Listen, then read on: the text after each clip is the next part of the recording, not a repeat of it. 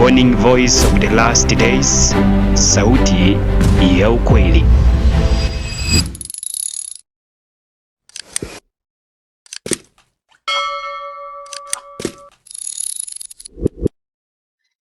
Karibuni sana ndugu zangu wapenzi wafuatiliaji wa channel ya Warning of the Last Days. Naamini ya kwamba Mungu amekulinda vyema, amekupatia nafasi nyingine tena ya kuishi. Basi nikukaribisha kwa ajili ya kuwa na somo ambalo limekuwa na gumzo katika majuma ambayo yamepita. Somo hili la Ufunuo 13 kuendelea mpaka 18. Kama mnavyotufuatilia kwenye mitandao, tumekuwa na somo hili na Mwankemwa, na baadaye akakosa kupeana nafasi. Unapofuatilia pia kwenye clips zake huwa anakandamiza watu. Anakupatia dakika 2 alafu anachukua dakika zote. Kwa hivyo tukaona ni vyema na sisi pia, kwa sababu tuko na mitandao yetu, tuweze kukaa na kutoa fundisho hili kwa njia ambayo inaeleweka. Maana anaweza akatumia njia hiyo akidhani ya kwamba ndipo ataweza kusikika ama ndipo atakavyosimamisha ukweli, lakini nakuambia hana lolote. Mwankemwa hana lolote. Ni historia tu ya Jesuit ndiyo anayoitumia kwa ajili ya kusimamisha hoja zake. Na ukitaka kuelewa ya kwamba anatumia hoja za Jesuits, basi nikukaribisha uweze kusikiliza somo hili kwa kina, tena uweze kunifuatilia kwa makini sana. Basi kabla ya hatujaanza, hebu na tuombe kwanza, alafu tuingie kwenye somo letu. Baba wetu na Mungu wetu tupendaye, upewe sifa na utukufu. Asante kwa ulinzi wako. Asante kwa kumtoa mwanao pekee ili atufie kwa ajili ya kutupigania na kwa ajili ya kutupatia uzima wa milele. Tusamehe sisi wenye dhambi, utuosha kupitia kwa damu ya mwanao Yesu Kristo. Ninapoingia kwenye somo hili, naomba Mungu utayarishe mawazo yangu pamoja na mawazo ya yule anayesikiliza. Kuwa pamoja nasi katika somo hili, utueleweshe, utufafanulie kutokana na maandiko yako matakatifu. Na nikupitia jina la Yesu Kristo tunaomba na kuamini. Amina. Karibu sana tena mara ya pili mahali popote ulipo. Ni wakati mwingine tena ambapo nikuletea fundisho ambalo linasema ya kwamba je, Nero anaweza kuwa amezungumziwa kwenye kitabu cha Ufunuo 13:11? Maana hapo ndio kuna kizaza. Hapo ndio kuna agenda za shetani na pia ndio kuna agenda ya Mungu. Hapo ndio shetani ameweka kichaka kwa ajili ya kuficha ukweli ambao hataki watu waweze kuelewa. Maana kwenye kitabu cha Ufunuo 13 tunapewa habari ya mnyama wa 4 ambaye ni utawala wa Kirumi. Sasa kwenye kitabu hiki cha Ufunuo, shetani hawezi akaachilia watu waweze kuelewa, na shetani hawezi akaruhusu watu wote ambao bado hawajafikia hatua ya kuelewa unabii wa Biblia vizuri waweze kuelewa aswa the part of Revelation 13. Maana hapo ndio kuna ujanja wake unafunuliwa pale, na pia Mungu anaonya watu waweze kujitahadhari na sistimu hiyo ya Kiroma. Huu ni utawala wa Kiroma ambao unazungumziwa kwenye kitabu cha Ufunuo 13 kuendelea. Sasa leo ningependa tuweze kuangalia Ufunuo 13 mstari wake ni wa 11 mpaka 18. Tutaenda tu pole pole. Maana leo shetani ameamsha watu kama kina Mwankemwa, akiwatumia wakisema ya kwamba Ufunuo 13:11 ni Nero. Sasa ningependa tuingie kwenye ndani, tusome chapter after chapter, tusome verse after verse, tuweze kwenda step by step. Verse inaposomwa nitaifafanua na pia nitoe ushahidi ya kuhakikisha ya kwamba huyo sio Nero. Angalia, maana kuna madai mengi ambayo pia nitakuwekea video za Mwankemwa hapa ambazo anasema ambazo sio sahihi. Kwa hivyo tutakuwa tunachunguza hoja zake na tunasoma Biblia na natoa ushahidi wa kudhibitisha hayo. Maana anatukashifu sisi sana wa Sabato. Anasema ya kwamba nyinyi hamjui kile mnachokisema, mnaamini vitu za uongo. Lakini wacha nikwambie kwamba wewe Mwankemwa ndiyo unayeamini habari za uongo. Wewe sikiliza, hoja za Mwankemwa anazitoa hapa kwenye kitabu hiki.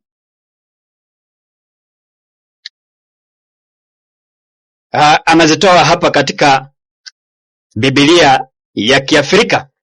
Hapa ukisoma hapa Ufunuo 17 na Ufunuo 13 utaweza kupata kwa chini yake maelezo yake.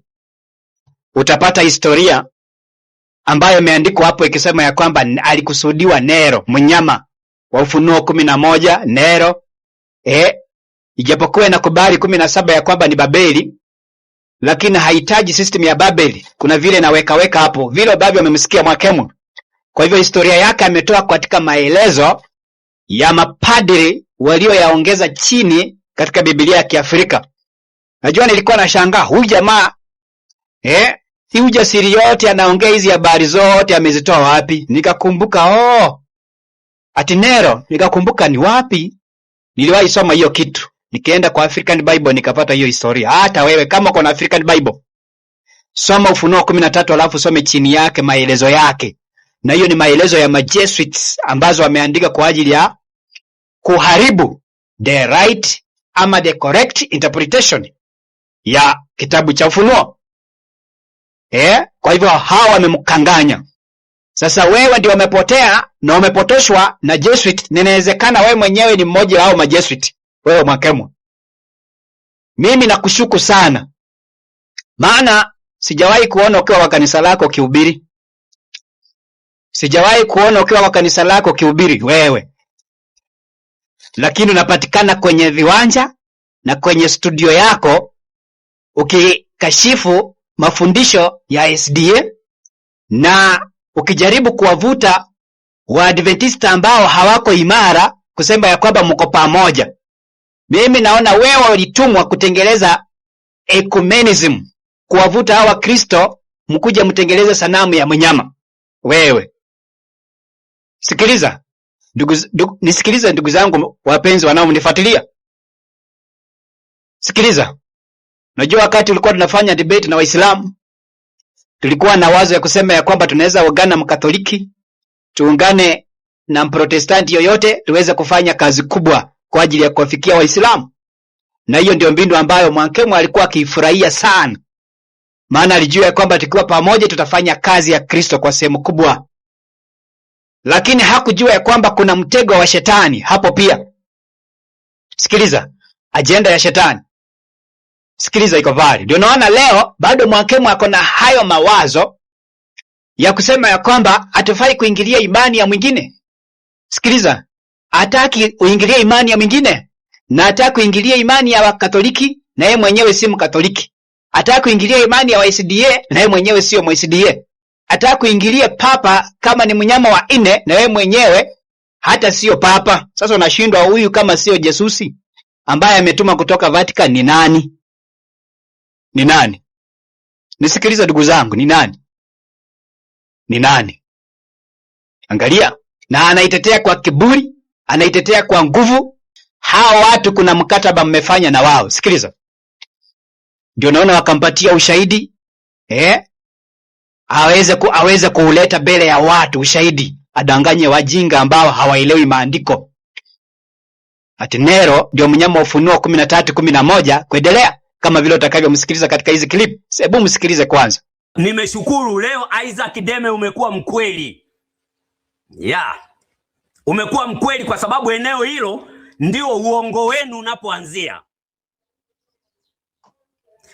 Kwenye kitabu cha Ufunuo 13 wametajwa wanyama wawili. Ametajwa mnyama wa kwanza ambaye huyu anatoka katika bahari, alafu ametajwa mnyama wa pili anayetoka nchi kavu. Huyu mnyama wa pili anayetoka kwenye nchi kavu ni Nero. Ni Nero. Mmemsikiliza? Ndio huyo. Anasema ni Nero. Lakini sasa naomba tuweze kuangalia vizuri kama Nero anaweza akafiti kwenye hicho kitabu cha Ufunuo 13 mstari wake ni wa 11. Angalia. Sasa mimi nitatoa ushahidi ya kwamba huyo sio Nero. Na hoja yangu ya kwanza, sikiliza mwankemwa na wale wanaokuamini. Kwa nini nasema ya kwamba Nero hawezi akapatikana hapo? Maana katika historia tunaambiwa hivi, hebu sikiliza, tunaambiwa Nero was the 5th emperor of Rome, ruling from AD 54 to 68. He became the Roman Empire when he was 17, the youngest ever at that time. Kwa hivyo tunaambiwa vizuri, sikiliza hoja yangu, tunaambiwa vizuri Nero alianza kutawala 54 AD. Alianza kutawala 54 AD na alizaliwa 37 AD. Alizaliwa 37 AD akaanza kutawala 54 AD mpaka 68 AD.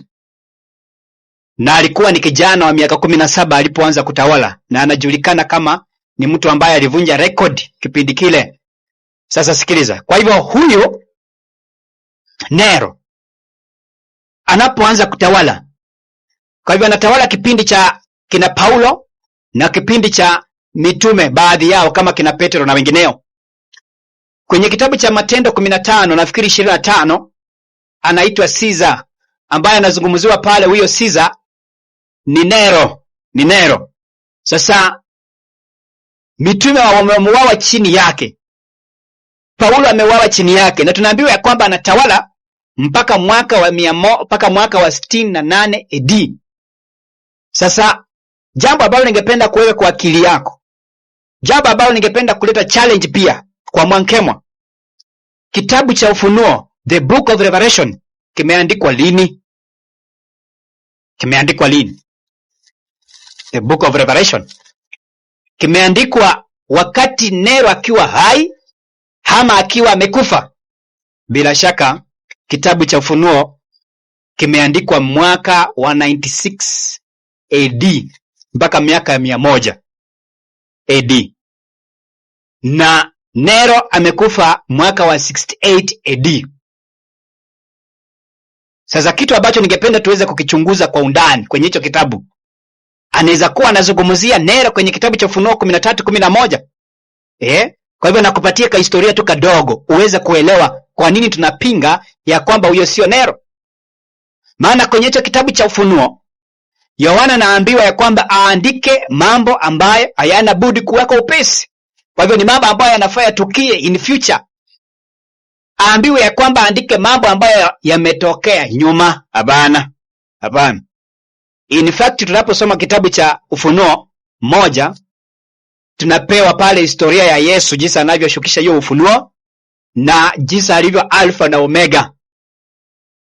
Tunapoingia Revelation 2 tunapewa historia ya kanisa la Ephesus, na Revelation 3 tunapewa hatua endelevu ya makanisa 7. Tunapofika Revelation 5 Yohana anapewa habari ya matokeo yatakayokuja in future. Tunapofika 6, tunapofika 7, hizo ni trumpets ambazo anapewa. Tunapofika 9, tunapofika 10, hizo zote ni trumpet. Tunapofika 11 tunapewa ushahidi wa mizeituni miwili. Tunapewa historia ya utawalaji wa upapa Dark Ages miezi 42. Tunapoingia Revelation 12 tunapewa historia ya kanisa la Kiyahudi na jinsi Kristo alivyozaliwa ndani yake. Angalia, tunapoingia Revelation 13 hapo tunapewa habari ya mnyama ama utawala wa Uroma. Kisha verse 11 tunapewa msaidizi wa Uroma ambaye leo huyu anasema Nero na sio Nero, kwa mujibu wa ushahidi nitakaotoa. Sikiliza. Kwa hivyo tunapopewa historia ya kanisa la Kiyahudi vile ambavyo li exist Ufunuo 12, angalia, baadaye Kristo anazaliwa hapo. Baadaye wale ambao wanasalia tunaambiwa ya kwamba shetani alikasirika afanye vita dhidi ya wazao wake, na hizo vita zinaendelea mpaka wa leo. Angalia. Kwa nini tunasema ya kwamba hoja hiyo ya Mwankemwe haiwezi ingiana na Biblia? Sikiliza. Kwa nini Nero hawezi patikana kwenye kitabu cha Ufunuo 13? Kwa nini? Kwa nini tunasema hivyo? Maana katika historia ya kuhusiana kitabu cha Revelation kimeandikwa mwaka gani? Sikiliza. Tunaambiwa hivi, the book of Revelation was written sometime around 96 AD in Asia. Kitabu hiki kimeweza kuandikwa mwaka wa 96. Na bila shaka kipindi hiko Nero amekufa 68 AD. Na kitabu cha Ufunuo kimeandikwa 96 AD. Kwa hivyo kama Yohana alikuwa hai na amemwona Nero, angesema bila shaka huu mnyama ni Nero kabisa, angekuwa ametoa ushahidi wa kutosha. Lakini nimekuelezea kwamba kitabu hichi kimebeba historia ya inayohusiana na kipindi kijacho, future. Yohana anaonyesha mambo yatakayo kuweka upesi, si yaliyopita. Maana Nero alikuwa amekufa, mitume wengi walikuwa wameuawa. Kwa hivyo the message in Revelation 13, hapo huwezi ukamweka Nero kabisa, my friend. The first beast, the second beast. The first beast is the Roman Empire. The second beast is the United States of America, my friend. Kwa hivyo Mwankemwe, wacha kubeba tu historia na wacha kubeba historia ambayo haina uhakika, haiingiani na maandiko. Wachana nayo kabisa. Na wacha kupotosha watu. Utapigwa marungu siku za mwisho wewe Mwankemwe. Hawa wenye wanaopotosha hawa wanaokufuata hawa, nakwambia na mapema. Wewe unajua watu watashika watu matajo, watashika wachungaji wao. Mbona mlitudanganya? Mbona mlikuwa mnasema wale wengine walikuwa wanafundisha uongo? Mbona? Maana walidanganya watu wengi. Tunaambiwa watapata taabu. Wacha sasa hivi leo nakaa kwa studio. Sijui utasimamia wapi hiyo siku. Maana kuna interpretation ambayo ingiana na maandiko, na watu wakae macho. Tunaishi kipindi cha mwisho ambacho kila mtu atatoa tafsiri yake kulingana na vile ambavyo yeye anaelewa. Lakini tunafaa tuelewe ya kwamba interpretation ya Biblia inafaa kubaki kama ilivyo. Sasa sikiliza. Natoa ushahidi kwa nini Nero hawezi patikana hapo. Kwa mfano, sikiliza. Revelation 13 verse 11 tunaambiwa, kisha nikaona mnyama mwingine akipanda juu kutoka katika nchi. Naye alikuwa na pembe mbili mfano wa mwana kondoo, akanena kama joka. Sasa kwenye Revelation 13 verse 11, kama kweli huyu mnyama ni Nero, kama angekuwa ni Nero, Yohana angesema kisha yule mnyama aliyetoka katika nchi. Lakini Yohana anasema kisha nikaona. Haya, angalia pia hoja ya pili katika verse 12 tunaambiwa, naye atumia uwezo wote wa mnyama yule wa kwanza mbele yake. Huyo mnyama wa kwanza mbele yake ni nani? The Roman Empire. Mnyama wa kwanza mbele yake ni nani? Ni utawala wa Kirumi, mwenye jeraha la mauti, mwenye pembe 10 vichwa 7, na alipata jeraha la mauti. Sasa huyu mnyama wa pili ambayo mimi nasema ni United States of America anafanya naye anatumia nguvu na uwezo wa mnyama wa kwanza. Sikiliza. Alafu imesema hajasikiliza vizuri. Naye atumia uwezo wote wa mnyama yule wa kwanza. Kwa hivyo kama ingekuwa ni Nero, na Yohana alikuwa Nero akiongoza, akiwa wanafunzi wa Yesu, angesema hapa naye alitumia uwezo. Naye alitumia uwezo wa mnyama wa kwanza. Alafu pia naomba Mwankemwe unieleweshe sasa. Uniambie huyu mnyama wa kwanza ni nani ambaye Nero anakuja kutumia nguvu za yule mnyama wa kwanza? Huyo mnyama wa kwanza ni nani? Kama utakubali ni Roma, basi Nero haingii hapa. Nero haingii hapa kwenye verse 11. My friend, sikiliza. Angalia. Hapa Nero apatikani. Verse 13 inasema. Sikiliza, verse 12 inaendelea kusema, naye aifanya dunia na wote wakaao ndani yake wamsujudie mnyama wa kwanza. Wamsujudie mnyama wa kwanza. Kama ingekuwa ni past, kama ingekuwa anamzungumzia Nero, angesema naye alifanya dunia yote na wote wakamsujudia. naye aifanya dunia.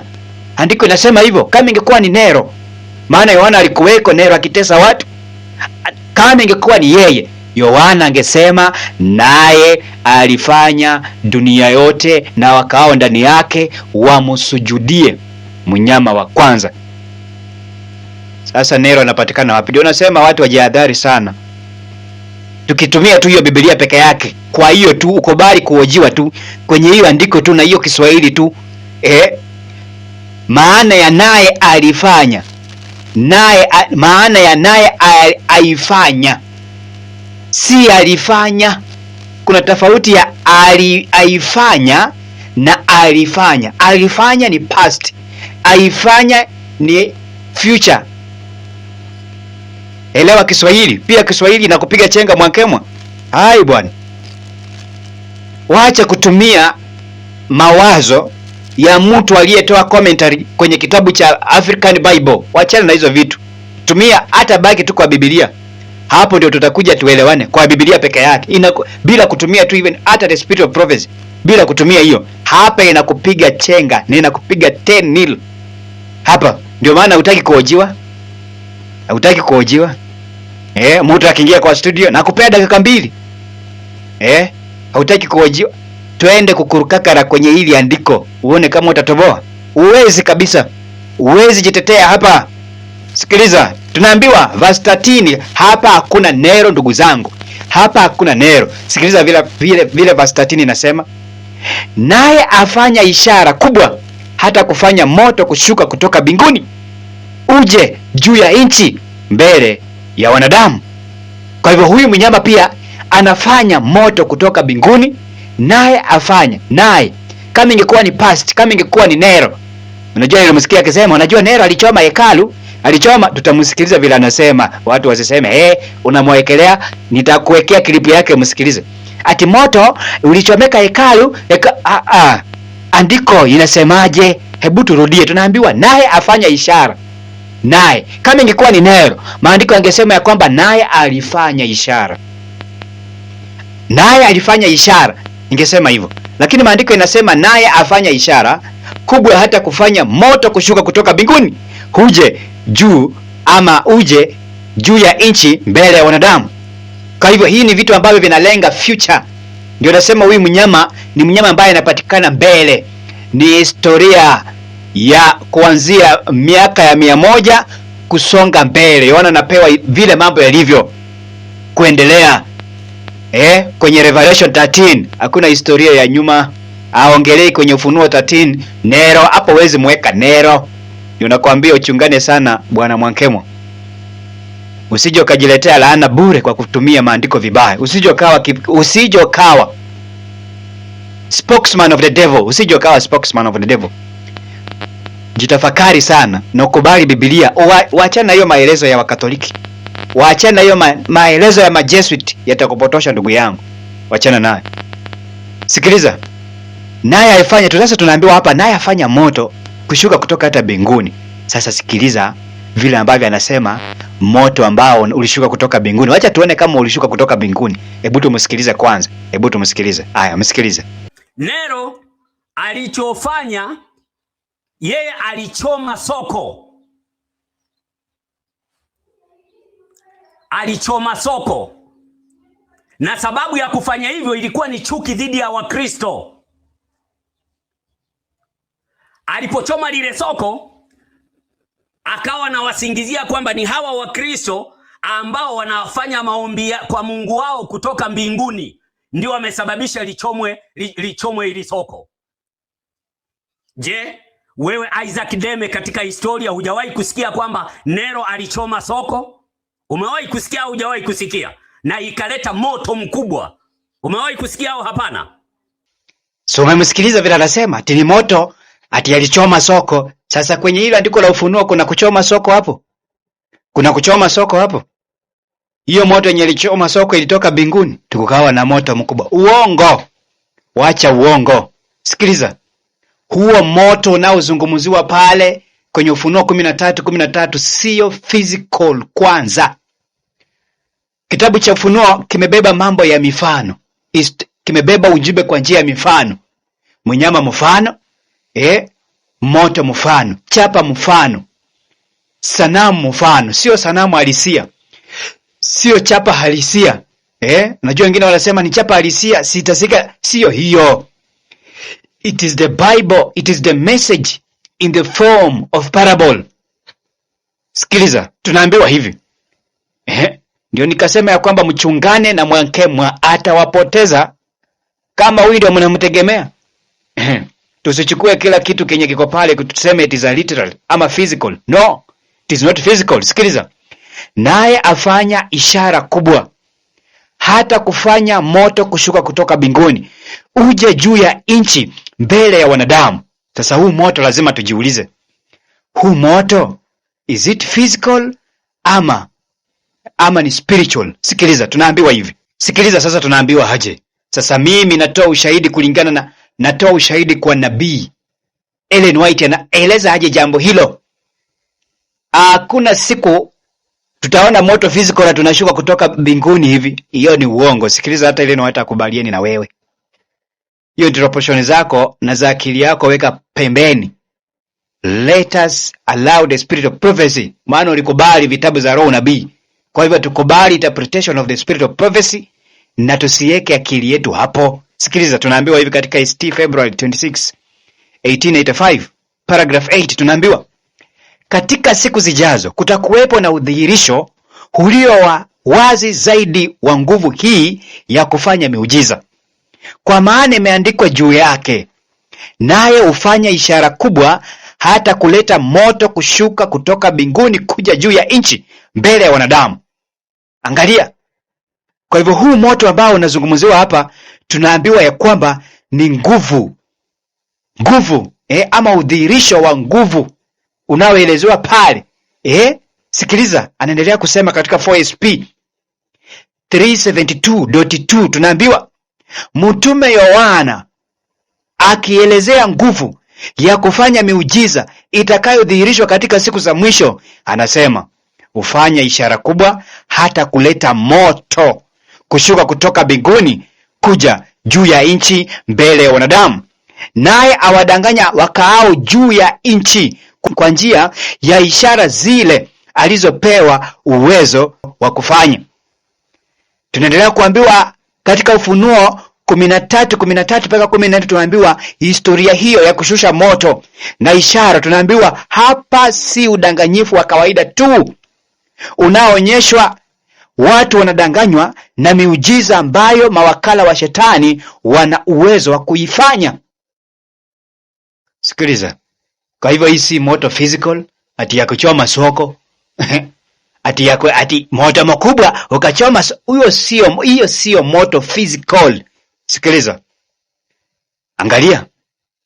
Kwa hivyo moto unaoashiria pale ni nguvu ya shetani ambayo huyu mnyama anaitumia kwa ajili ya kudanganya wengi ili waweze kumfanyia sanamu ya mnyama, ili waweze kufanya the image of the beast, ishara zinazofanywa mbele yake. Angalia. Moto siku zote kwenye Biblia lazima tuangalie muktadha wa andiko inasemaje kuhusiana na hiyo moto. Kwa mfano, kuna moto aina nyingi kwenye Biblia. Kuna moto physical na kuna mahali panatajwa moto lakini haimaanishi moto halisia. Kwa mfano, Matendo ya Mitume 2 mstari wake ni wa kwanza. Tunaambiwa hata ilipotimia siku ya Pentekoste walikuweko wote mahali pamoja, kukaja ghafula toka mbinguni uvumi kama uvumi wa upepo wa nguvu ukienda kasi, ukaijaza nyumba yote waliokuwa wameketi. Kukawatokea ndimi zilizogawanyikana kama ndimi za moto uliowakalia kila mmoja wao. Wote wakajazwa Roho Mtakatifu, wakaanza kusema kwa lugha nyingine kama Roho alivyowajalia kutamka. Sikiliza. Kwa hivyo hapa tunaambiwa kwamba wanafunzi walipokuwa wameketi, kukawatokea ndimi zilizogawanyikana. Sikiliza, ndimi za moto uliowakalia kila mmoja wao. Swali, hii moto ambayo imekuja, hizi ndimi za moto ambazo zimekuja zikawakalia juu yao, ni moto halisia ama ni nini? Hapana. Moto ambao uliwawezesha wanafunzi kunena kwa ndimi ni Roho Mtakatifu, the day of Pentecostal, the Holy Spirit. Kwa hivyo Roho Mtakatifu pale amefananishwa na moto, nguvu ya Mungu ikawapa uwezo. Moto wa Mungu kawapa uwezo wakatamka kwa ndimi za mataifa, tukawaambiwa kawakalia juu yao. Sio moto physical atuliwakalia juu yao. My friend, let us understand the real meaning. Tuelewe maana halisia ya jumbe za kiunabii. Tusiweke tu mawazo yetu hapo. Hapana. Sikiliza. Wacha nikupe challenge pia Mwankema wewe, kama unasema ni moto halisia. Haya, pia huu nao nianataka niambie kama ni moto halisia katika kitabu cha Yuda 1 mstari wake wa 23. Sikiliza. Jude 1:23. Tunaambiwa, na wengine waokoeni kwa kuwanyakua katika moto, na wengine wahurumieni kwa hofu, mkilichukia hata vazi lililotiwa uchafu na mwili. Sikia, hii nayo ni moto physical. Ni moto gani huo ambao watu wa Mungu wanaambiwa waokoe? Wengine waokoeni kutoka katika moto. Huu moto ni gani? Nauliza swali, ni moto aina gani huu ambao unazungumziwa hapa? Huu ni moto aina gani ambao watu wa Mungu wanaambiwa waokoe? Je, wakati Yerusalemu imeshuka, maadui kwa hizo vita za Gogu na Magogu walipopigana wakitaka kuivamia Yerusalemu, je, kuna mshindi wa Mungu aliyekuwa ndani ya hekalu alitoka ili aokoe ndugu zake, aseme ndio huyo ndugu yangu, wacha nimtoe katika moto? Maana walipoivamia Yerusalemu ndipo moto ulishuka ukawateketeza. Sasa kwenye hiyo harakati kuna mtu wa Mungu alisema waacha nitoke kwa Yerusalemu niokoe huyo. Maana hapa tunaambiwa kwamba na wengine waokoeni kutoka ama kukuanyakua kutoka motoni. Ni moto aina gani huu? Hii sio moto real, sio moto physical, hapana. Tunawaokoa kutoka kwa nguvu, kwa roho ya udanganyifu ya shetani. Maana tunaambiwa kipindi cha mwisho wengine watadanganyika, watu wataondokea imani ya kweli wakisikiliza roho zidanganyazo, wakisikiliza moto wa shetani ambao hamewasha kwa ajili ya kudanganya wengi. Moto, tunaokoa watu kutoka kwa moto wa shetani, kutoka kwa mafundisho ya mashetani. Ikiwa wewe mmoja wao, wewe Mwankemwa, umedanganywa na moto wa shetani, unafaa uokolewe kutoka hapo. Kwa hivyo moto unasimamia the power of the Satan in the Revelation 13 verse 13. Sio moto halisia. Hapana. Sio moto halisia ndugu yangu. Huo moto unasimamia nguvu ya udanganyifu ambayo itatumika kwa ajili ya kuwadanganya wengi, ambayo sasa hivi imeendelea. Si wengi wamedanganyika na hiyo moto. Ujesikia wakisema fire, fire, fire, chomeka, chomeka moto, chomeka moto. Hiyo moto ni gani yenye wanasema chomeka? Unaona moto physical ikitoka hivi? Hapana. Ni nguvu za shetani zinaangusha watu makanisani, zinadanganya. Maana tumeambiwa ya kwamba alipewa ishara kufanya mbele ya wote wakao juu ya nchi ili awadanganye. Kwa hivyo moto unaozungumziwa pale ni moto kutoka kwa shetani, nguvu za shetani ambazo zitadanganya na tayari zimedanganya wengi.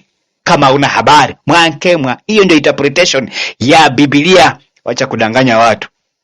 Wacha kudanganya watu. Wacha kudanganya watu. Sikiliza. Asante.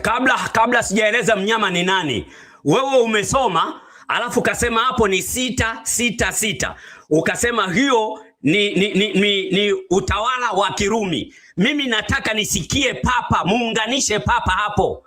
Nataka umuunganishe papa kutoka kwenye hiyo 666. Sasa muunganishe papa tuone hapo papa anaingia wapi, ambao ndio hoja yangu. Karibu. Anapinga, anasema hapana. Pope sio ndio 66. Ndio nikakwambia huyu ni mtetezi wa Pope. Sijui amelipwa ngapi. Sijui amepewa nini. Huyu mchungane naye sana huyu. Nawaambia na mapema. Sikiliza. Kwa hivyo tulikuwa tumeambiwa vizuri la kwamba mnyama wa Ufunuo 13:11 na mnyama wa Ufunuo 13:1 kuendelea ni wanyama wanao exist in the same period, kipindi kimoja, na wanatawala hadi Kristo anarudi. Sasa mnyama wa pili tunaambiwa ya kwamba anafanya ishara na ajabu, na anafanya watu na ulimwengu wote wamsujudia mnyama wa kwanza. Na tumeambiwa vizuri ya kwamba kazi ya mnyama huyu wa pili ni kufanya juhudi kubwa kuhakikisha ya kwamba ulimwengu inarudi katika mnyama wa kwanza, kumwabudu, kumsujudia. Sikiliza. Kwa hivyo 66 haiwezi kawa ni nambari ya mnyama wa pili ambaye ndio United States of America. Ndio nikakuuliza Mwankemwa, wewe unipigie mahesabu ya mnyama wa pili, maana mnyama wa pili hapa ni United States of America. United States of America inaweza kaingiana na hiyo namba 66? Hapana. Hii namba inarefaa ama inarudi kwa mnyama wa kwanza, maana huyo ndiye anazungumziwa. Huyo ndiye anataka kuabudiwa. Sikiliza. Tunaambiwa hivi kwenye kitabu hicho cha Ufunuo sasa, mstari wake ni wa 18. Tunaambiwa tukitaka kuelewa 66 ni ya 8 aswa, tunaambiwa hapa ndipo penye hekima. Sikiliza. Tulikuwa tumesoma 14. Tunaona 14, mnyama wa Ufunuo 11 anafanya ishara na maajabu na miujiza kwa ajili ya kuwadanganya wengi. Halafu akawakosesha hawa kao dunia wamsujudie mnyama wa kwanza. Halafu akaleta mapigo ama persecution kwa wote ambao hawatamsujudia mnyama wa kwanza. Kwa hivyo tunapofika verse 17, bado analazimisha watu wapokee chapa ya mnyama wa kwanza ama alama yake au sanamu yake ya mnyama wa kwanza. Sanamu ni ya mnyama wa kwanza, chapa ni ya mnyama wa kwanza. The mark of the beast. Ndio unaona inaitwa the mark of the beast. Sio sanamu ya mnyama wa pili. Hapana. Mnyama wa pili hana sanamu. Hana sanamu. Tunaambiwa kwamba akawakosesha hawa wakao juu ya nchi wamfanyie sanamu mnyama wa kwanza. Verse 13 yenye tumesoma. Kwa hivyo yeye afanye sanamu yake, ana sanamu yake. Kwa hivyo chapa hapa yenye nazungumziwa, it is the image of the first beast. Na ili hiyo image of the beast ikuwe organized, ama ikuwe created, itengelezwe. Tunaambiwa kwamba huyu mnyama wa Ufunuo 13:11 ambaye ndio United States of America anashawishi wafalme, anashawishi wakaao duniani waitengeleze sanamu ya mnyama yule wa kwanza. Alafu wale ambao watakosa kuiabudu wanauawa. Sasa wanauawa kivipi? Kwa nini wauawe?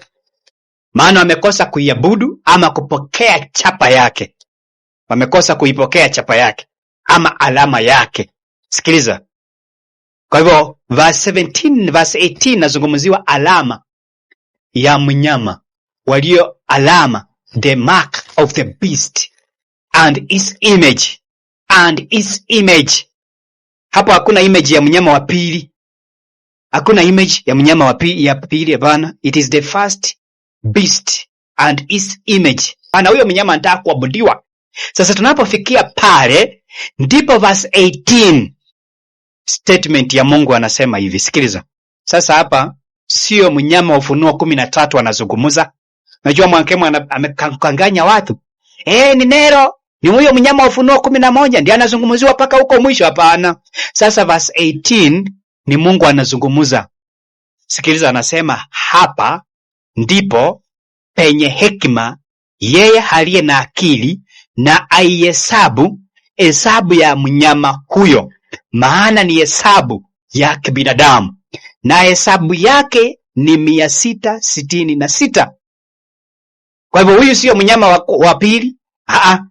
Tumeteremka vizuri kutoka verse 11. Tunaambiwa ya kwamba naye afanya sanamu, naye afanya wakao juu ya dunia waisujudie sanamu ya mnyama.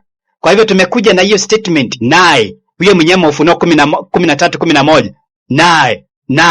Naye akawafanya sanamu ya mnyama, naye akawaua wale waliokataa kuisujudia sanamu ya mnyama, kisha akawalazimisha wapokee chapa ya mnyama ama hesabu ya jina lake ama wakubaliane na the mark of the beast, naye akalazimisha. Alafu tunapofika verse 18 si yeye anazungumza. Na Mwankemwa, kama utabisha, naomba ukuje ujibu hapa. Uniambie kama ni huyo mnyama wa Ufunuo 13:11 ndiye anajibu ama ndiye anaongea verse 18. Sio yeye.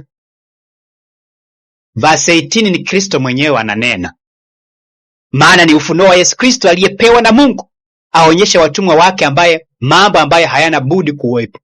Kwa hivyo Yesu ametupatia historia vile huyo mnyama atafanya. Lakini tunapofika verse 18, Kristo anasema, hapa ndipo penye hekima. Yeye aliye na akili na aihesabu hesabu ya mnyama huyo, maana ni hesabu ya kibinadamu, na hesabu yake ni 666. Angalia, hesabu yake ni yake nani huyo? Roho anamwambia Yohana hapa vipi? Roho wa Kristo ama ni Kristo anamwambia Yohana? Sanamu, hesabu yake huyo ni nani? Tunarudi tu juu verse 16, tunaambiwa wakosesha wadogo kwa wakubwa wapokee chapa yake. Na hiyo chapa tumeona ni ya nani? Sanamu ni ya nani? Tafakari tu kwa akili. Haraka twende. Sanamu ni ya nani? Alama ni ya nani? Mnyama wa pili alifanya sanamu ya nani? Anaolazimisha watu waabudu sanamu ya nani? Watu wapokee chapa ya nani? Sasa hapa tunaambiwa ya kwamba tupige hesabu yake. Kwa hivyo tunapiga hesabu ya huyo mnyama ambaye anataka kuabudiwa kupitia image yake, sanamu yake na alama yake. Hiyo ndio hesabu tunapiga. Hatuendi tena kwa mnyama Ufunuo 11 ati tunapiga hesabu yake, hapana. Hiyo ni interpretation ya uongo ya Mwankemwa na majesusi. Hiyo ni theory ambayo ilianzishwa na huyu jamaa anaitwa sijui Riberia nani, alikuwa jesusi. Wakakaa kwa ajili ya kumficha the Antichrist. Hawakutaka aweze kujulikana. Sikiliza. Kwa hivyo tunapiga hesabu. Kwa hivyo mimi nitapiga hesabu pamoja na roho unabii tupigie hesabu. Sitapiga hesabu kwa akili zangu, kwa akili ya Riberia ama kwa akili ya mapadiri ambao wamemkanganya Mwankemwa, kwa akili ya majesusi. Mimi nitapiga mahesabu kulingana na roho ya unabii na kutokana na ushahidi wa Biblia. Utaona vile zitaingiana hivi. Sikiliza. Angalia. Hesabu yake ni 666. Angalia. 666. Sasa pengine kidogo kabla tuendelee. 66 ni jina la the system of the Roman papacy. Kwa hivyo Mungu ametupatia hinti ya kutambua hiyo system ambayo itatawala kipindi cha mwisho. Tunaambiwa hiyo system ili tuijue iko na nambari 666, na tunaambiwa hapa panahitajika hekima. Hekima ni hekima ya nani? Ni hekima ya nani? Hekima ya Kristo itusaidie kupiga hiyo mahesabu. Sio hekima ya kimwanadamu. Wanadamu wengi wameenda wamepiga mahesabu zao. Wamepiga majina ya watu wahusika, mpaka kuna majina ya mapop ambao watu walipiga. Nitakutolea nukuu hapo. Lakini roho nabii akatena sema hapana, haifai kuwa hivyo. 666 it is the name. It identify the system, the Roman system, the Roman Empire. Ni jina lake. Sikiliza. Sasa sisi tunaposema kwamba system ya Kiroma ndio 66, pale kuna mnyama wa Ufunuo 13 ambaye lazima tupige hesabu ya jina lake. Katika historia kuna kofia yao, hii kofia yenye unaiona hapa. Pameandikwa the word vicarious field day, ni maneno ya Kilatini, na Mwankemwa apingi hilo. Na kama atapinga, na ngoja niambie kwenye kofia ya kipapa kulingana na historia ilikuwa imeandikwa aje. Najua amezoea kusema it is forged by the sijui kutambulisha Peter. Ndiyo, atukatai, it was forged, sidio?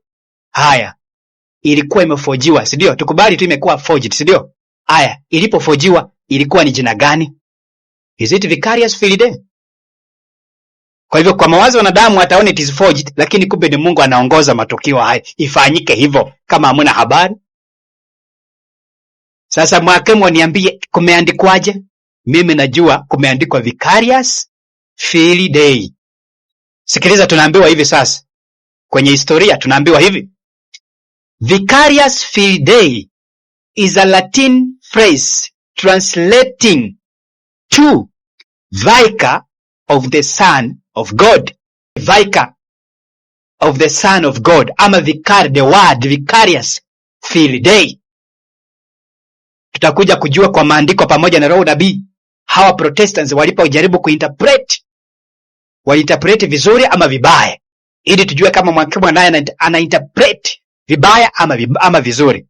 Tunaambiwa vicarious Filidae is a Latin phrase, ni lugha ama ni neno ama ni maneno ya Kilatini, lakini inakuwa translated in English ya kwamba ni vicar of the Son of God.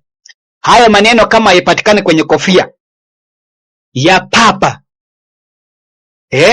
ambayo ili exist miaka ya zamani, ili exist.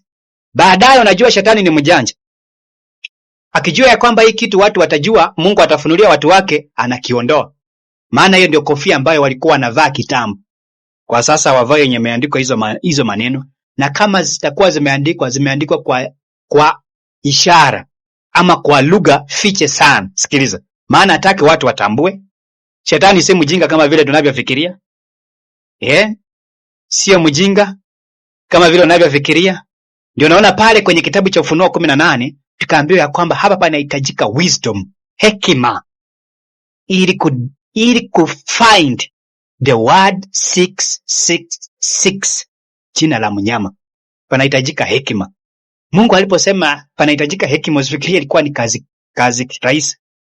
Aliona ujanja wa system hii vile ambavyo itakuwa. Kwa nini hii system haikuandika kwenye hiyo kofia 6 hivi ya kuonekana halisia? Kwa nini hakuandika 66 mara moja?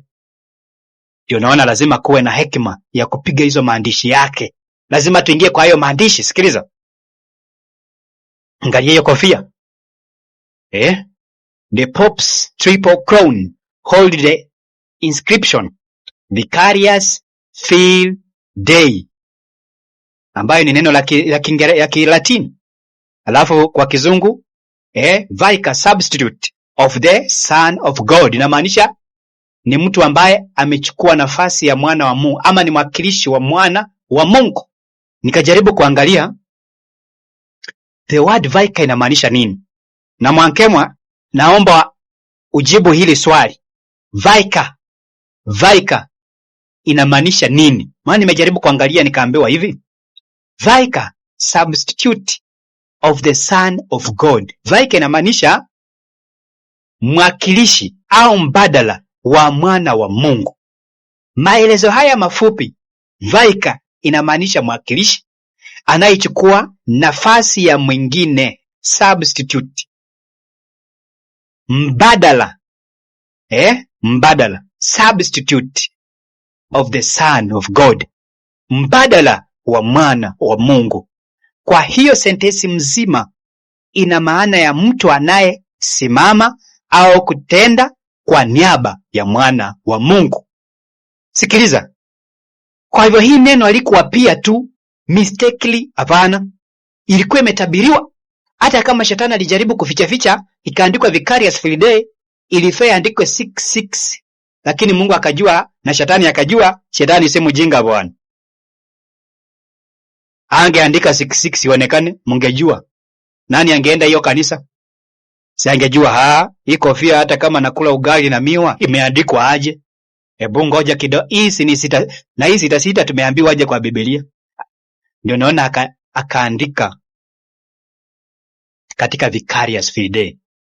Sasa hayo maneno mwakilishi wa mwana wa Mungu ndio tunafaa tupige mahesabu zake. Sikiliza, kwa vile tunaambiwa vicar inamaanisha ni mwakilishi au mbadala anayekaa kwenye kiti cha mwana wa Mungu, na hiyo hawajapinga. Nitakuonyesha tunapoendelea.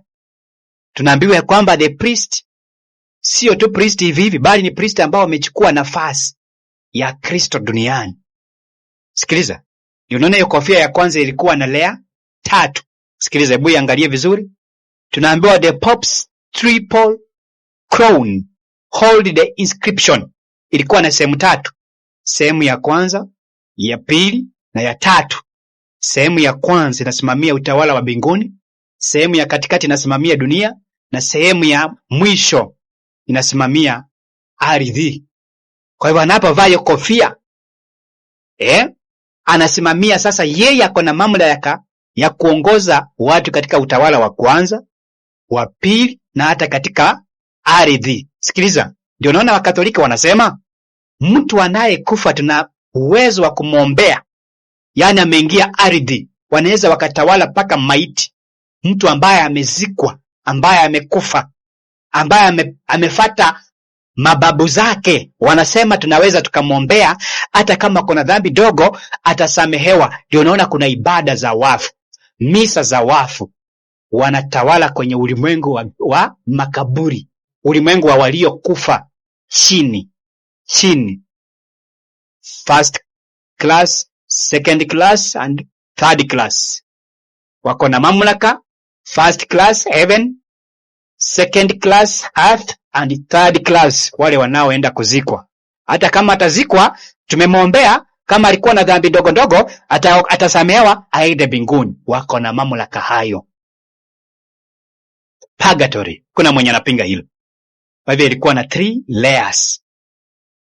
Sikiliza, ndio haya maandishi sasa. Sikiliza, tunaambiwa Vicarious Fidei means the representative of the Son of God. Sasa wewe enda hata kwa Google uandike Vicarious Fidei inamaanisha nini? Wewe mwankemu anayepinga. Na pia tujiulize, hii Vicarious Fidei imewahi pia kwa kofia ya Pope. Kama imewahi pia, basi tujue ya kwamba tulishapewa ishara ya kwamba ndio huyo. Tunafaa tuweze kupiga mahesabu yake sasa. Sikiliza. Vicarious Fidei ni maneno ya Kilatini. Tafsiri yake kwa Kiingereza ni Vicar of the Son of God, au fafanuzi zaidi, representative substitute of the Son of God. Maana ya maneno moja kwa moja, ama maana ya maneno halisia. Vicarious, vicar, representative, mwakilishi, fil of the Son, wa mwana, dei, wa Mungu. Hivyo jumla yake ina maana mtu anayewakilisha au kusimama kwa niaba ya mwana wa Mungu. Na hiyo ndio mamlaka walichukua. Kama una habari, Mwakemu anajaribu kuwatetea bure, lakini hata tunaporudi kwa Biblia, sikiliza, ukitaka kujua Biblia inakubaliana na hiki kitu. Sikiliza, inakubaliana na haya madai. Sikiliza vile Biblia inasema kwenye kitabu cha Wathesalonika. Anaitwa mwana wa uharibifu, lakini yeye mwenyewe anajitambulisha kama mwana wa Mungu. Lakini Mungu anamtambua kama mwana wa uharibifu. Lakini duniani amedanganya watu ya kwamba yeye ni mwana wa Mungu. Yeye amechukua nafasi ya Kristo, ameingia kwa ofisi ya Kristo, lakini mbinguni wanamjua aje? Acha tusome Wathesalonike one. Wathesalonike wa pili tunaambiwa, mtu awaye yote asiwadanganye kwa njia yoyote, maana haiji usipokuja kwanza ule ukengeufu, akafunuliwa yule mtu wa kuasi, mwana wa uharibifu. Sasa Mwankemu anaomba pia niambie, huyu mwana wa uharibifu, wakati unatetea Pope ukisema yeye anafanya kazi nzuri, yeye sio mwenye sita, uniambie huyu mwana wa uharibifu ni nani kwenye kitabu cha Wathesalonike? Na kipindi cha Paulo anasema yuko yule azuiaye, lakini hiyo siri ya kuasi hivi karibuni itatenda kazi. Kwa hivyo kipindi cha Paulo haikukuwa na nguvu. Kwanza kipindi cha Paulo, utawala wa Nero, hawakukuwa wamejiingiza kwa mambo ya udhehebu. Walikuwa kama pagan Rome. Hawakukuwa Roma ya kidini, walikuwa Roma ya kishenzi. Sikiliza, tunaambiwa mtu awaye yote asiwadanganye, maana haiji usipokuja kwanza ule ukengeufu, akafunuliwa yule mtu wa kuasi, mwana wa uharibifu, yule mpingamizi ajiinuaye nafsi yake juu ya kile kiitwacho Mungu ama kuabudiwa, hata yeye mwenyewe kuketi katika hekalu la Mungu, akijionyesha nafsi yake kana kwamba yeye ndiye Mungu. Sikiliza, hiyo sentence naomba Mwankemu aniambie inamaanisha nini? Inamaanisha nini? Mwana wa uharibifu ni nani? Mwana wa kuasi ni nani? Ambaye amejifananisha na Mungu. Ulimwenguni ni nani ambaye amejifananisha na Mungu? Ni nani ambaye anajiita holy? Ni nani? Holy Father. ni nani? Ni Baba Mtakatifu. Huyo ndiye amechukua nafasi ya mwana wa Mungu. Pia the word vicarious tumeambiwa inamaanisha ni mwakilishi wa mwana wa Mungu duniani. Sasa unapinga nini? Unapinga nini ya kwamba hii sio system yenye sita? Unatoa wapi ujasiri wa kupinga maneno haya kama sio shetani anakutumia, kama sio kutumwa umetumwa na hawa majesusi kwa ajili ya kuweza kupotosha watu wa Mungu? Kwa hivyo mimi nakupeleka direct kwa hizo maneno sasa. Vicarious Filidae. Tupige mahesabu uone kama 6 haitaingia hapo. Alafu ndio tusome roho nabii tuone kama itaunga mkono ama itakataa. Tunaposema ya kwamba tunakubaliana Waadventista ya kwamba system hii ya Kiroma ndio system yenye 6, si ya kwamba tunabaki tu kwa historia. Pia nabii lazima aisupport. Na akisupport tunakubaliana. Historia lazima nabii aweke historia tiki ama akataane na hiyo historia. Akikubaliana na hiyo historia tunakubaliana nayo. Akikataana nayo tunakataana nayo. Iko hivi, sikiliza. Kwa hivyo tunaenda kwa the word vicarious Filidae, tupige mahesabu yake. Sikiliza. Tunaanza na the word vicarious. V ni 5. I ni 1. C ni 100. A ni 0. R ni 0. I ni 1. U ni 5. S ni 0. Hiyo ni ukijumuisha unapata 112. Tunapokuja kwa fil, F ni 0.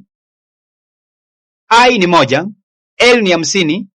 I ni 1. I ingine bado ni 1. Hiyo inakuja 53. Day, D ni 500. E ni 0. I ni 1. Hapo tunapata 500 na ngapi? Umeona vile Biblia ni ajabu? Ndio tukaambiwa kwamba hapo ndipo penye hekima. Kwa hivyo inahitajika wisdom to calculate hiyo kofia. Kwa hivyo usianze kusema hiyo kofia siku hizi havahangi, hiyo kofia hata kama havahangi. Katika utawala wa Kiroma hatufai kuondoa ama kuacha every statement ama kichochote ambacho kimeapia hapo, maana kina maana katika ulimwengu wa kiroho. Tunafaa tuchukue every single things that happen in the system of Rome, either in the pagan Rome or spiritual Rome. Hata hii siku ya Sunday wakati anainua ishara ya jua, anawaambia ya kwamba siku yetu ni ya jua. Tunafaa tuchukue hizo zote, tujifundishe, tujue yenyewe ameinua jua. Usiangalie tu ati ni maridadi picha ya majua kama hii, hapana. Hapana. Kwa hivyo vicarious Filidae tunapojumuisha tunapata 666. Na hapo haunitoi na hapo hautuondoi. Historia yako ya Liberia na mapadri haitatuondoa katika historia hii na katika roho ya nabii. Hatuwezi kukubaliana na wewe. Sikiliza. Tunapoendelea, vicarious Filidae kwenye kofia yake. Sikiliza. Sasa twende katika roho nabii naye tuulize, je, unakubaliana na haya maneno ya vicarious Filidae ambayo tumepiga mahesabu yake tukapata 666? Je, unakubaliana na hiyo? Katika kitabu ambacho kinaitwa HST January 18, 1843. Tutasoma page 137.8. Page 137.8 inasema, in this revelation the day or hour is not revealed, but Jesus Christ has signified by his angel the epistles to the 7 churches. Tunaambiwa kwamba katika kitabu cha Ufunuo siku au saa haijafunuliwa ya kurudi kwa Kristo, lakini tunaambiwa ya kwamba but Christ has signified by his angel the epistles to the 7 churches, the record of the 7 seals. Lakini tunaambiwa kwamba malaika amefunulia kanisa ama makanisa 7, the 7 churches, historia ya the 7 seals. Na mwakemo niambie 7 seals ni nini maana yake kama unajua. Haja kukwama hapa kwa kitabu cha Ufunuo 13 peke yake. Tunataka tuone pia ukifundisha Ufunuo 7, Ufunuo 6, what is the meaning of the 7 seals. Kwa hivyo tunaambiwa hapa ya kwamba malaika amefunua record of the 7 seals, and the 7 trumpets, all of which carry us down to the end of time.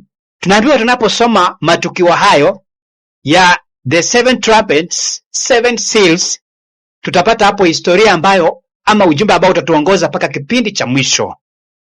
He has given us the number of the first beast. Pia tunaambiwa ya kwamba malaika yule aliyepeana ujumbe kwa Yohana ametupatia hesabu ya mnyama wa kwanza ambaye anapatikana kwenye kitabu cha Ufunuo 13:1. He has given us the number of the first beast. Alafu hiyo namba ni gani? 666. Alafu ndako nitoe hapo. Wacha zako. Endo danganya Waislamu na watu wengine, lakini sio mimi. Sio sisi wa Sabato wesi. Tutakuwa tumekosea roho nabii. Tutakuwa tumeachana na ukweli wa roho nabii. Tunaambiwa haje? The number of the first beast is 666. Kwa hivyo anakubaliana na historia ya Vicarious Field Day. Ellen White anakubaliana. Na anasema ni nani? Ni ya nani hiyo 66? Ni ya mnyama wa kwanza, sio mnyama wa pili. Bado tunaendelea na somo hili. Ndugu yangu mpenzi msikilizaji, usichoke. Biblia ni tamu sana. Kama Msabato, jivunie, maana kuna ukweli wa ajabu. Ukijaribu uondoke kwenye roho nabii, my friend, utapotea. The Bible and the spirit of prophecy. Achana Mwankemo anatumia the Bible and the thoughts of the Beria ama thoughts of padri, the commentary of padri. Sisi tunatumia the Bible and the spirit of prophecy. Ituongoze na tubaki hapo. Sikiliza, angalia, hebu tumsikiliza kwanza vile anavyosema kuhusiana na hii 66, alafu turudi tuendelee na hapo mahali ambapo atakuwa ameingilia. Alafu ametajwa mnyama wa pili anayetoka nchi kavu. Huyu mnyama wa pili anayetoka kwenye nchi kavu ni Nero. Ni Nero ambaye hii hapa hesabu zake hizo hapo. Neron Kisel. Na hizi nimezifundisha mara nyingi sana na hakuna aliyezikazunusha. Aya, nafikiria kwamba umeweza kumsikiliza. Sikiliza. Sasa kuhusu hesabu ya mnyama ama hii 66, ndugu zangu, tuelewe ya kwamba ni hesabu ya mnyama kama vile ambavyo tumeshauriwa na kulingana na Biblia pamoja na roho nabii.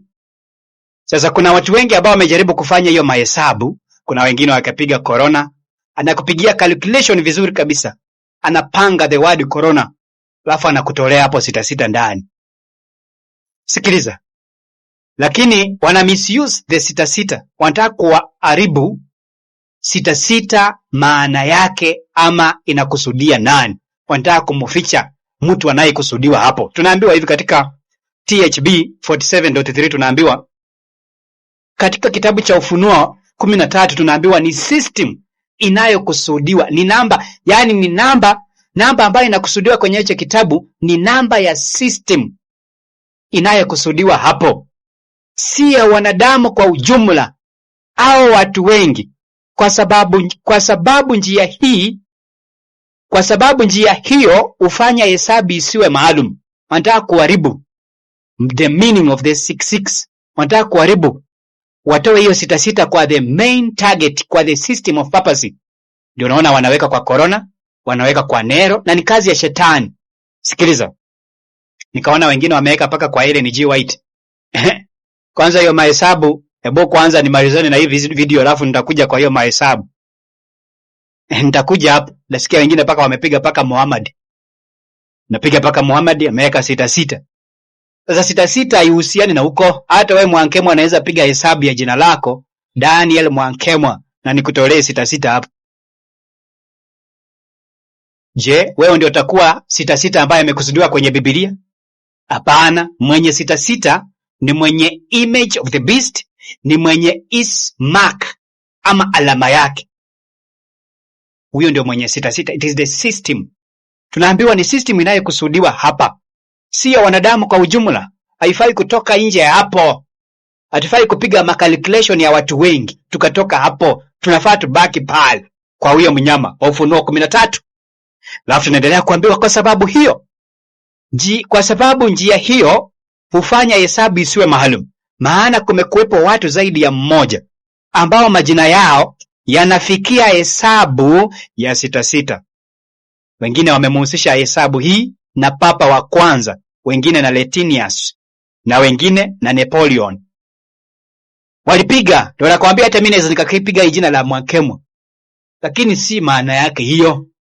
Biblia izungumzii hivyo. Inaposema 66 haizungumzii kwanza kupiga majina ya corona, majina ya nini.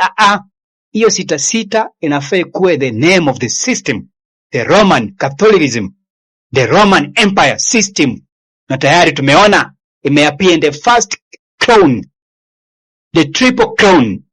Pameandikwa the word vicarious. Haiko hapa ni tu kibaya hivyo. Hapana, ni Mungu alikusudia iwe hivyo. Sikiliza. Kwa hivyo mahesabu ya 66 si ya Nero, wala si ya Corona, wala si ya Muhammad, wala si ya Ellen G. White. Nyinyi mnafanya kazi ya shetani, mnataka kuficha mpinga Kristo. Let it be clear that the 666 it is the number, or it is the name of the system of the Roman Empire, but not a personal. Si namba ya mtu binafsi, ni namba ya system. Sikiliza.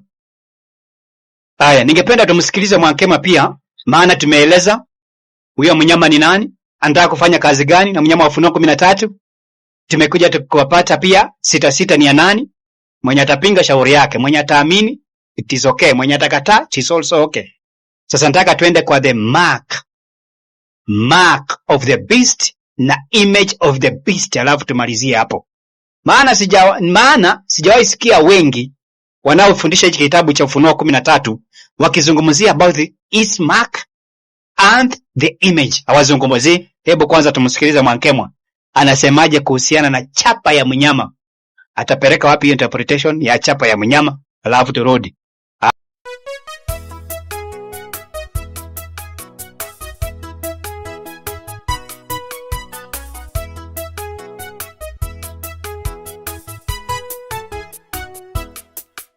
Kisha nikaona mnyama mwingine afanana naye sana na chui, aliyekuwa na vichwa 7 nazo pembe 10 juu ya vichwa vile. Alikuwa na taji 10 juu ya zile pembe zake 10, miguu kama ya dubu, kinywa chake kama vile cha simba. Alikuwa na sifa zile za wanyama 4 walio kwenye kitabu cha Danieli sura ile ya 7.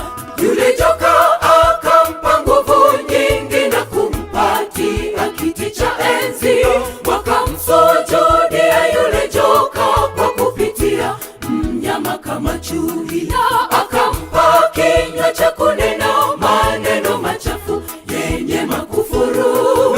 Akajiita ni Mungu duniani awezaye na kusamehe dhambi. Umbo lake la chui kama chui yule wa Uyunani, miguu kama ya dubu sawa na Umedi na Uajemi, kinywa chake cha simba sawa na utawala wa Babeli, pembe zake zote 10 sawa na utawala wa Kirumi.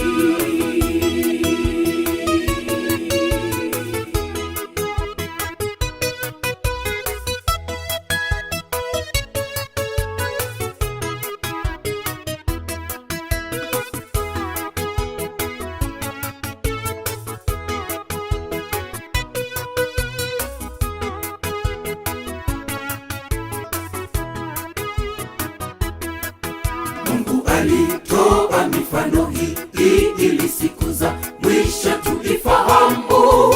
Ona mnyama mfano wa chui ni sawa na kanisa kuu la Rumi, na zile pembe 10 ni mataifa 10 ya Ulaya, na vile vichwa 7 ni zile taji 10, juu ya zile pembe zote 10.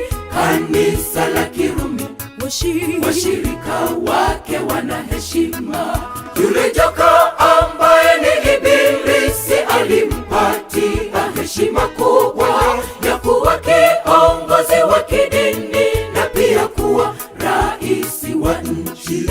Wanamsujudia Ibilisi kwa kupitia kiongozi wa dini.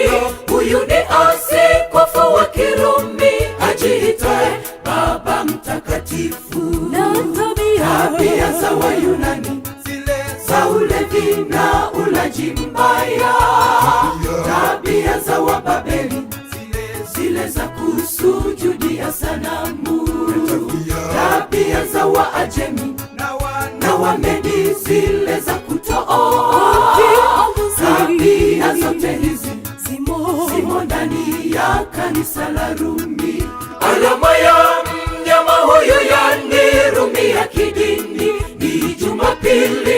Hesabu yake ni ya kibinadamu, ni 666. Alama ya mnyama huyu, yani Rumi ya kidini, ni Jumapili.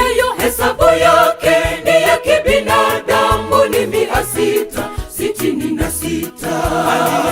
Aliye na uwezo wa kutusamehe dhambi ni Yesu, mwenye kuabudiwa mbinguni na duniani ni Yesu, mwenye kutuokoa wanadamu wote dunia nzima.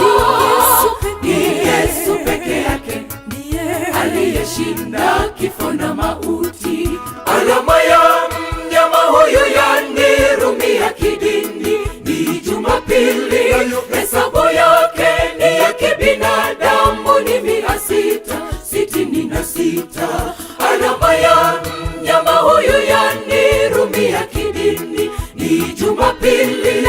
Hesabu yake ni ya kibinadamu, ni 666. Aliye na uwezo wa kutusamehe dhambi ni Yesu, mwenye kuabudiwa mbinguni na duniani ni Yesu, mwenye kutuokoa wanadamu wote dunia nzima. Ni Yesu peke yake aliyeshinda kifo na mauti.